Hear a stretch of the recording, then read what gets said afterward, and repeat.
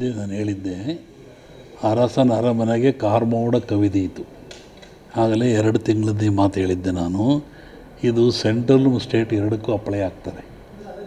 ಅರಸನ ಅರಮನೆಗೆ ಕಾರ್ಮೋಡ ಕವಿದೀತು. ಅಲ್ಲಿ ಸೆಂಟ್ರಲ್ನಲ್ಲಿ ಉಪಾಧ್ಯಕ್ಷ ರಾಜೀನಾಮೆ ಕೊಟ್ಟರು, ಉಪರಾಷ್ಟ್ರಪತಿ. ಇಲ್ಲಿ ಇವ್ರು ಕೊಟ್ಟರು ಅಂತೀರ. ಇದು 2 ಕಡೆಗೆ ಇರೋದೆ, ನಾವು ಇರೋದೆ.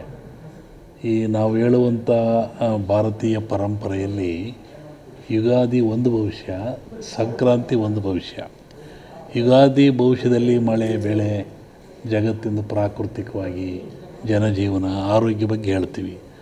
ಸಂಕ್ರಾಂತಿ ಭವಿಷ್ಯದಲ್ಲಿ ರಾಜರುಗಳದೇ ದೊಡ್ಡ ದೊಡ್ಡ ವ್ಯಾಪಾರಸ್ಥರಿಗೆ ಚಿಂತನೆ ಹೇಳ್ತೀವಿ.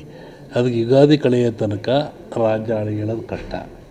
ಅವತ್ತು ಭವಿಷ್ಯ ನೋಡ್ಕೊಳ್ಬೇಕು, ಅಲ್ಲಿವರೆಗೇನು ತೊಂದರೆ ಇಲ್ಲ. ಇದು ಕಾರ್ಮೋಡ ಇರೋದೆ. ಅಕ್ಟೋಬರಲ್ಲಿ ಬಿದ್ದು ಹೋಗುತ್ತೆ ಹಿಂಗಂತ ಹೇಳಿ ರಾಜರ ವಿಶ್ಲೇಷಣೆ, ಅದು ಬೇರೆ ವಿಷಯ. ನಾನು ಹೇಳಿದ್ದು ಇಷ್ಟು ನೋಡಪ್ಪ, ಸಂಕ್ರಾಂತಿವರೆಗೂ ಕಾದು ನೋಡ್ರಿ. ಈಗ ಧರ್ಮಸ್ಥಳದ ವಿಷಯ ಬಗ್ಗೆ ಏನು ಹೇಳ್ತೀರಿ?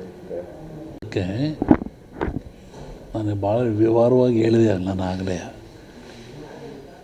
ಸಮಾಚಾರ, ಪ್ರಚಾರ, ವಿಚಾರ, ಅಪಪ್ರಚಾರ ಅಂತ. ಏನು ನೀವು ಬಂದ್ರಿ ಕೂತ್ಕೊಂಡ್ರಿ, ಏನು ಸಮಾಚಾರ? ಕೋಡಿಮಠ ಸ್ವಾಮಿ ಬಂದಿದ್ದರು, ಸಂಕೇಶ್ವರ ಮನೆಗಿದ್ದರು, ಸಮಾಚಾರ. ಯಾಕೆ ಬಂದರು? ಪ್ರತಿ ಶ್ರಾವಣ ಕರೆಸ್ತಾರೆ, ಅವರಿಗೆ ಬಾಂಧವ್ಯ ಇದೆ, ಪೂಜೆ ಮಾಡ್ತಾರೆ, ಮಕ್ಕಳು ಹೇಳ್ತಾರೆ. ಪ್ರಚಾರ, ಸಮಾಚಾರ, ಪ್ರಚಾರ, ವಿಚಾರ.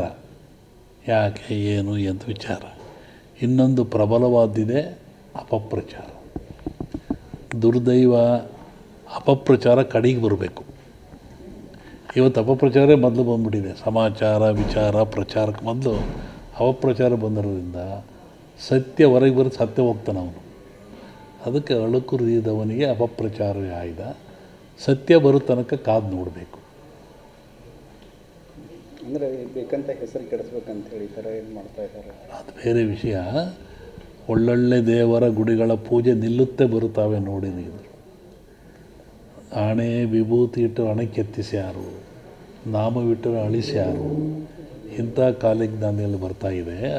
ಎಲ್ಲ ಧರ್ಮಕ್ಕೆ ಅವಹೇಳನ ಮಾಡುವಂಥ ಕಾಲಗಳು ಬರ್ತಾಯಿದೆ. ಅದನ್ನು ಧೈರ್ಯವಾಗಿ ಎದುರಿಸಿ ಮನುಷ್ಯ ಉಳಿಸ್ಕೋಬೇಕು ಧರ್ಮವನ್ನು.